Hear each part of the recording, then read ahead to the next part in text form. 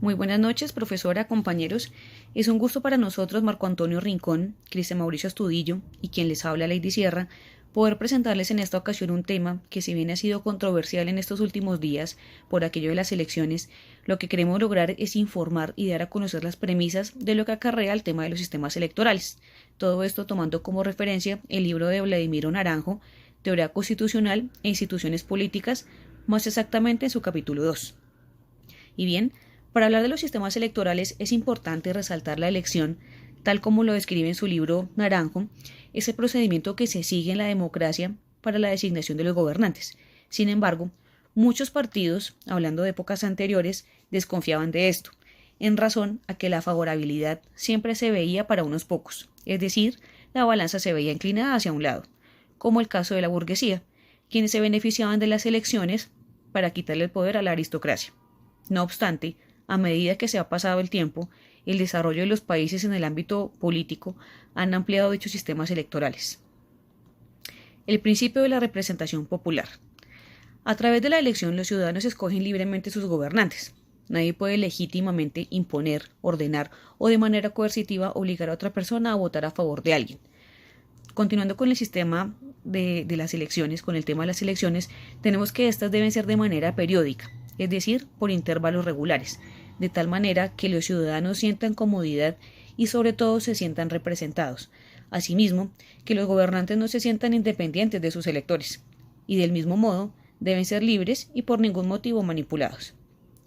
La teoría de la representación popular se desarrolló en el siglo XVII, cuando era una democracia directa.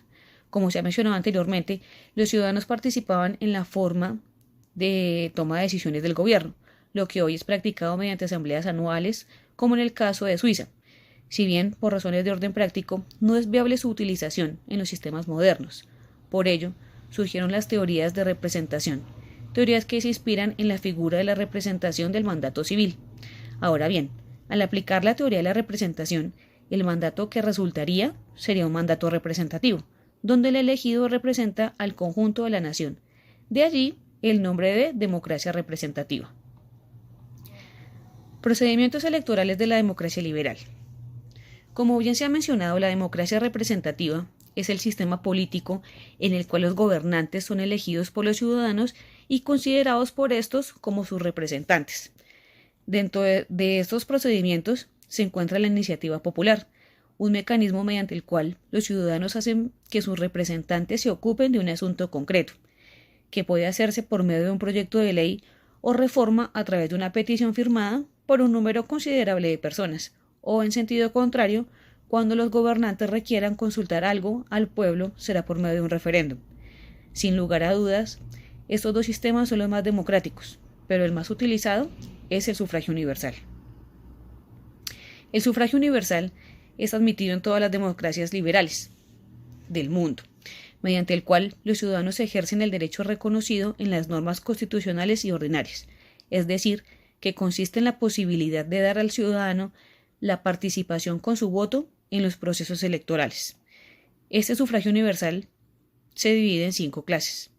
La primera, denominada elecciones para cuerpos colegiados, quienes son los encargados de renovar total o parcialmente el Congreso o Parlamento y demás entidades de carácter colegiado. Para hablar de ejemplo, en Colombia tenemos las juntas administradoras locales, los consejos municipales, las asambleas departamentales, entre otros.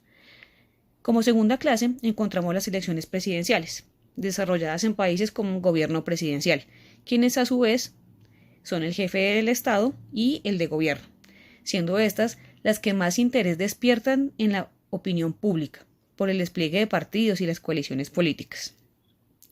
Continuando, encontramos las elecciones para promover otros cargos unipersonales. Dentro de estos se encuentran los parlamentarios, gobernadores o mandatarios seccionales.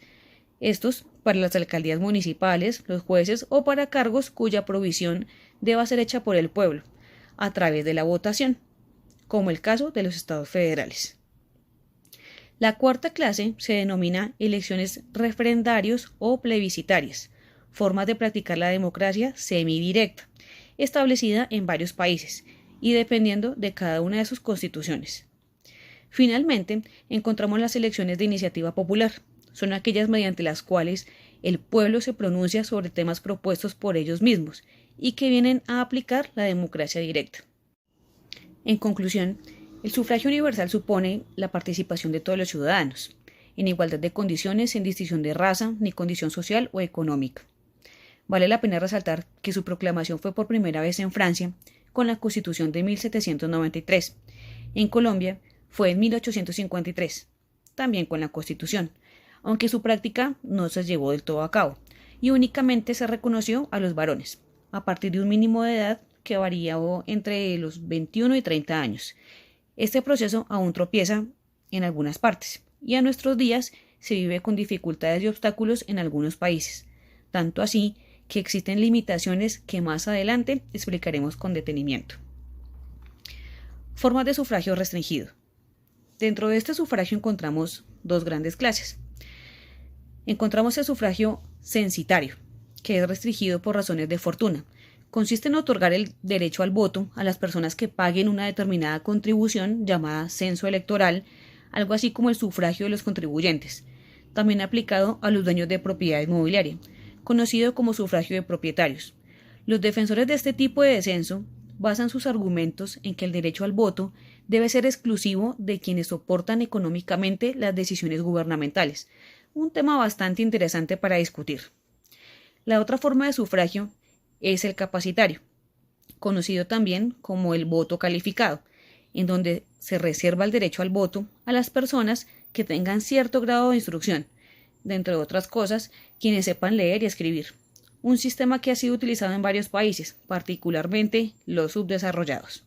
En Colombia, y para hablar de un caso concreto y aterrizando conceptos, desde 1936 el sistema puede calificarse como mixto, teniendo en cuenta que con la Constitución de 1886 los ciudadanos elegían directamente a los concejales y diputados dentro de sus asambleas departamentales, pero en las elecciones a Cámara, o a cuyo cargo estaba la elección del presidente de la República, era exclusivo de quien supiera leer y escribir, o que simplemente tuviera una renta anual de 500 pesos, o una propiedad que soportara 1.500 pesos. Ya con el paso del tiempo y las múltiples reformas, con la Constitución de 1853 se estableció el sufragio universal, sin ninguna restricción. Con esto doy paso al compañero Marco, que nos mostrará las diversas limitaciones que existen y existieron dentro del sufragio universal. Limitaciones al sufragio universal. Jurídicamente, el sufragio universal es aquel en el cual no existe ninguna restricción por causa de fortuna o de capacidad intelectual. Pero ello no significa que todas las personas gocen del derecho al voto. Se han impuesto ciertas limitaciones a su ejercicio por razón de sexo, de edad, de indignidad, de raza, de profesión, de nacimiento o por otras. Limitaciones por sexo. Hasta tiempos muy recientes, el derecho al voto estaba circunscrito únicamente a los varones, el motivo por el cual las sociedades modernas se oponían al voto de la mujer. Reside en una concepción del papel que a ella corresponde en el seno de la sociedad.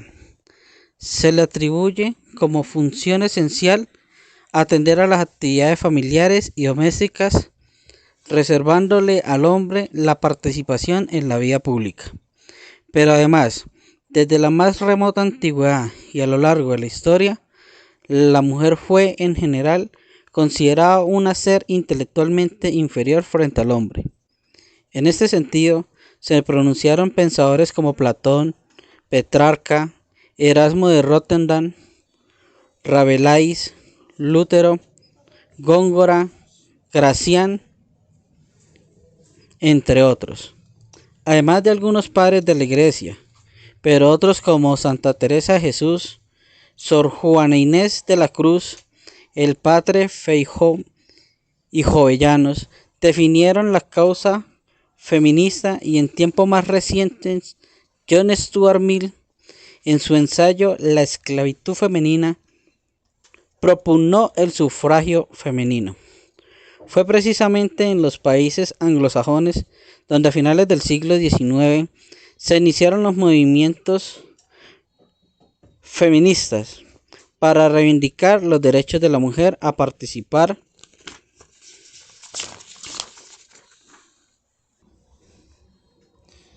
presidente del Senado.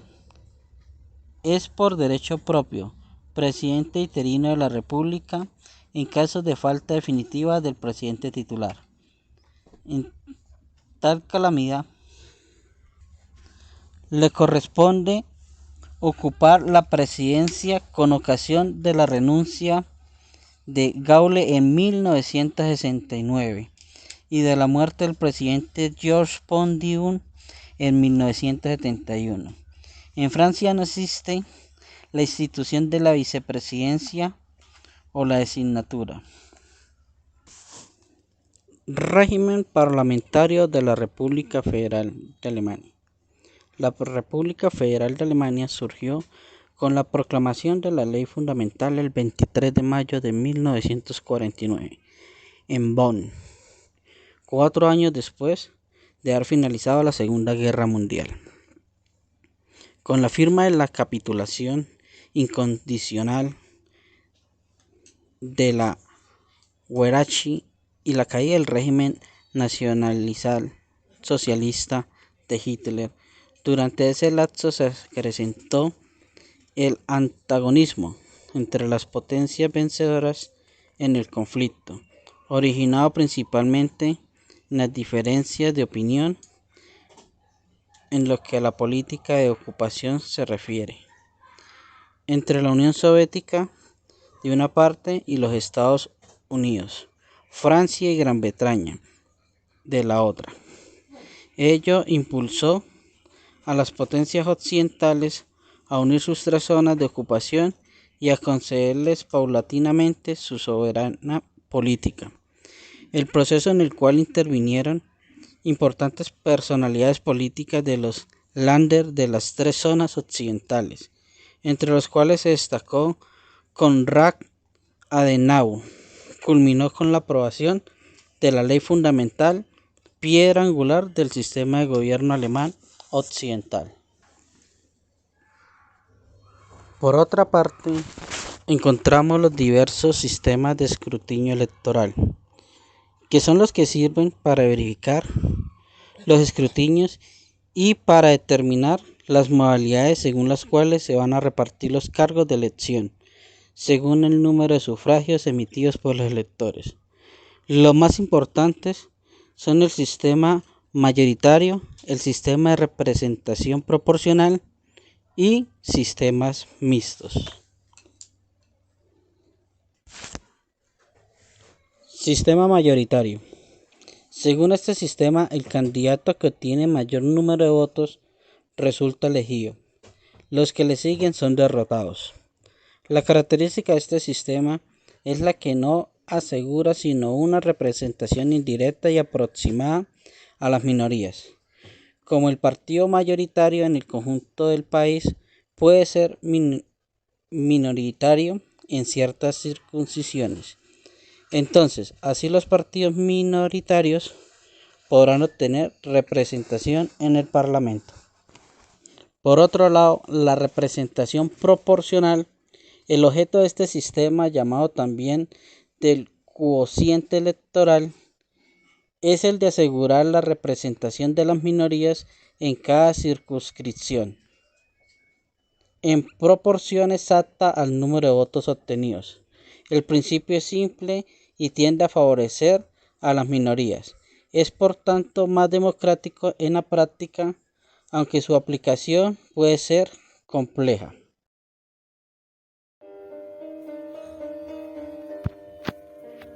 Bueno, muchas gracias, compañero Marcos. Y continuando con este importante libro, La Teoría Constitucional e Instituciones Políticas, en su 13ª edición, autoría del doctor Vladimiro Naranjo Mesa, quiero continuar con el tema de los proceso electoral. Este proceso electoral está dividido en actividades preparatorias, está dividido también en las convenciones partidistas, adicionalmente en la campaña electoral, votación, escrutinio y proclamación, Básicamente quiero dejar la precisión que dentro de este proceso electoral, que obviamente es una democracia comprendida en diversas fases, las cuales acabé de decir, ante todo hay que señalar que solo se puede intervenir con sujetos activos, o sea, los ciudadanos, los cuales deben de ser constitucionalmente mayores de edad, siempre y cuando disfruten de la plenitud de sus derechos políticos. Adicionalmente, es también deber tener en cuenta que se permite la participación de los menores de edad en el campo tanto de la agitación y en labores de organizaciones logísticas dentro de los partidos y pues de estos grupos. Las fases que se comprende este proceso también dentro de estas actividades preparatorias convencionales partidistas, electoral, votación, escrutinio y proclamación de los elegidos. Adicionalmente tenemos la primera, que es la actividad preparatoria. Para ser muy concreto, dentro de esta actividad preparatoria cada partido adelanta su campaña proselitista. Es importante tener en cuenta de que en este proceso de actividad preparatoria cada uno de los partidos presentan su precandidatura con el fin de que pues el Estado tenga conocimiento de quién puede llegar a ser candidato por parte de este partido político. Por lo general son personas que militan en ellos. Luego tenemos las convenciones partidistas. Dentro de estas convenciones partidistas, los estatutos de cada partido deben estar previstos en las fechas en las cuales deben de efectuarse sus respectivas convenciones nacionales.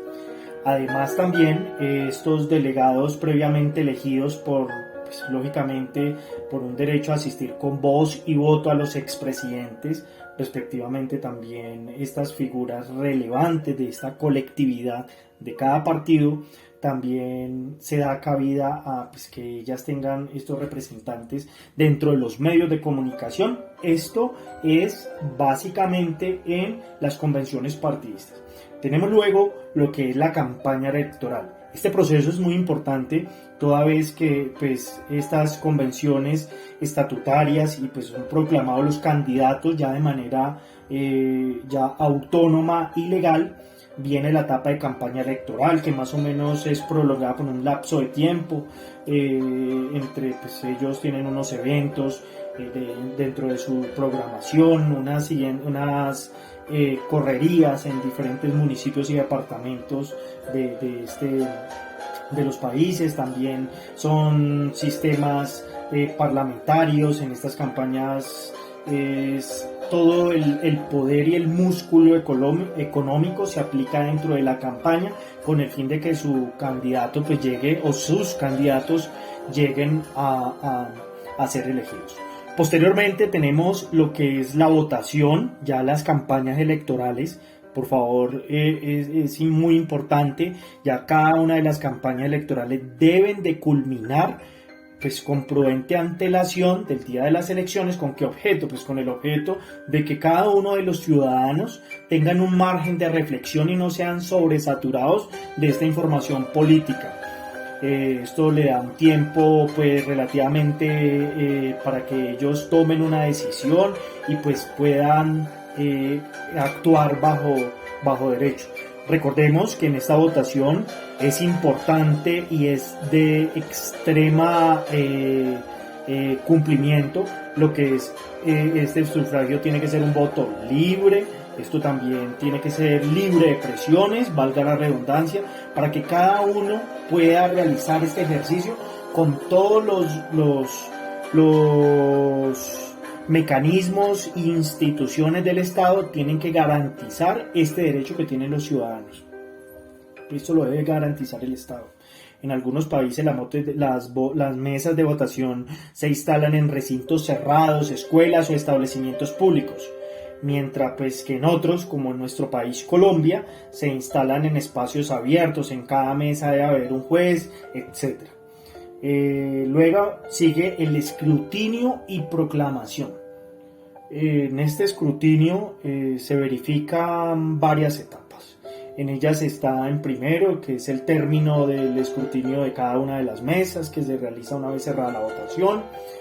Posteriormente también es preciso aclarar que cada uno procede a contar los votos de los candidatos y cada partido, hay unos veedores, contra pues estos resultados de los escrutinios pueden interpretarse en recursos a través de procesos llamados contenciosos electorales. Básicamente esto es con el fin de poder garantizar el derecho que tenemos todos el derecho de ser elegidos o de elegir o ser elegidos. Lógicamente hay unas excepciones como lo que son los funcionarios públicos, pero no lo voy a contemplar en esta exposición. Nuevamente doy el agradecimiento a cada uno de mis compañeros de la Facultad de Derecho Grupo B, a la profesora y lógicamente a mi grupo de trabajo encabezado por mi compañera Lady Lorena Sierra Rodríguez y mi compañero Marco Antonio Rincón. Muchas gracias. Feliz noche.